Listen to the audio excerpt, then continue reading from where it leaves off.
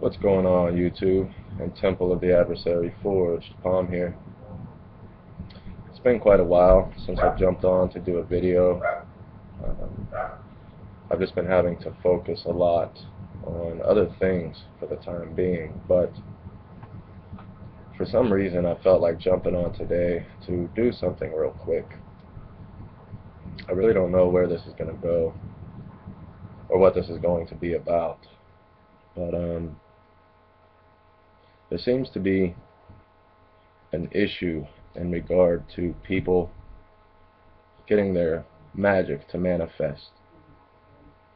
And a lot of times they're blaming it on the methods they're using. They're thinking that they're taking a wrong step in regard to the magical rites themselves. But, I think there is a very important point that is often neglected. And that point is personal development, personal empowerment, and raising consciousness. Okay, here's where I'm going to go with this. Since I started magic and sorcery, I've always placed a huge emphasis on Kundalini meditation. And the reason why is I felt that the process of raising the Kundalini energy, the solar and lunar energy, the creative and the destructive energy, the whole process of raising that and raising the amount that I could retain, I felt this was very important because this was energy that I could funnel in to the magical rites themselves. Now, this is just insight at a basic level, and it's insight that came just by being a part of several different magical lodges, because within the first course, Kundalini meditation is always focused upon in some way, shape, or form. But here's the thing, guys. Here's a little deeper insight in regard to this.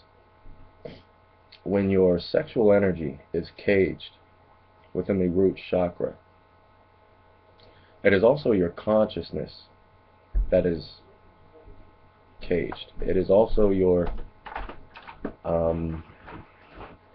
ability to perceive things outside of the three-dimensional realm. The first three chakras are usually very corrupt. They are polluted by the worries of the world. And this is actually what keeps the twin serpents, what I call Dumar and Dihak, caged within the root. However, through Kundalini meditation, you can raise this energy. You can raise your level of consciousness. And as I witness people apply this within my own circle, what I come to see is that once you get your consciousness beyond the first three chakras, into the fourth, into the heart, this is when your magic really starts to take on a life of its own. You become the magic because your heart is open to it. There is no room for self-doubt or disbelief. You have developed a certain amount of self-love, and therefore you love that which is outside of yourself equally so. Therefore, you are likely to utilize your power for more responsible purposes. Purposes that work for the greater good of all, despite path, despite what entities you're working with. Now, so we can say that Kundalini meditation is very important. I've always stressed this. But I've also noticed an aversion to the Qabballah and even the Qliphoth. And I don't know why.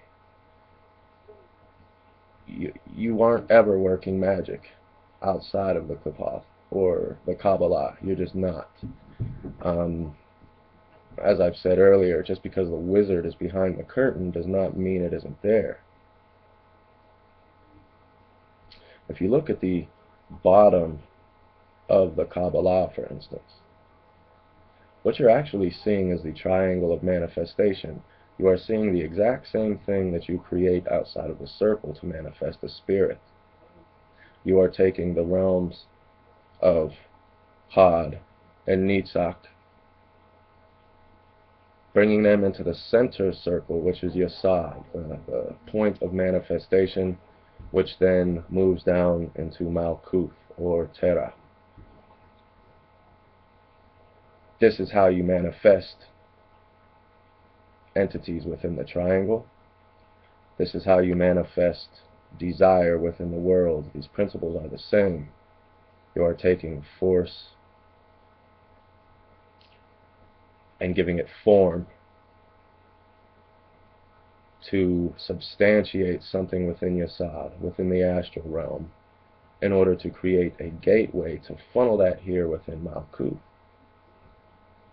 If you're not doing this, you're not manifesting.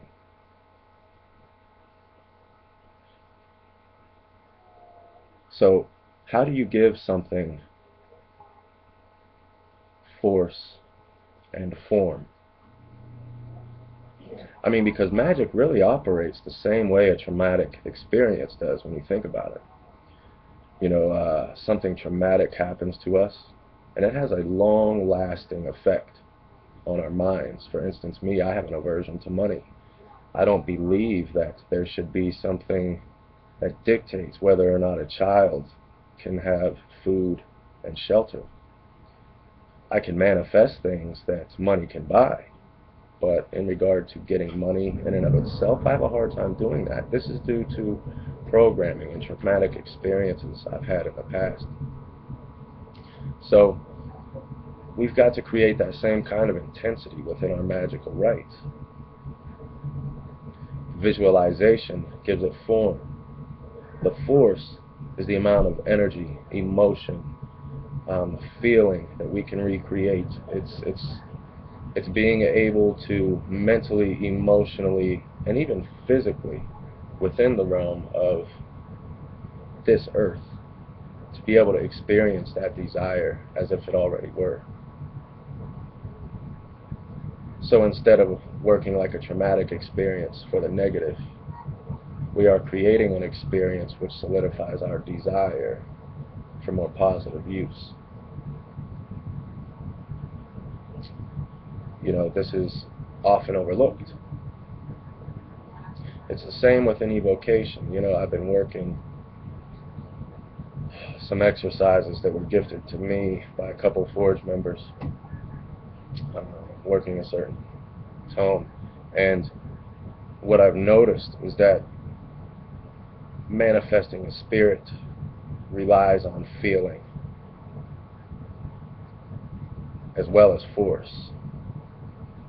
When that energy descends, that blanket of presence descends into the temple, you kind of have to feel that. It's not a matter of just putting up a mental picture. You are feeling the energy in the room, breathing it within, and you're almost acting as a filter for the manifestation. Your mind is constructing the spirit and translating feelings. And I have a feeling that this really depends on subconscious predisposition. This is why a lot of times entities will appear in different ways to different people. It's not that everyone is imagining this because we're seeing something different. No, it has to do with what your mind feels is most powerful in regard to the attributes of the spirit. But, you know, yeah, my point is with this video, I guess, that in order to create change outside of yourself, your first focus needs to be creating the change within you. You have to focus a lot more on directly developing power and raising consciousness, guys.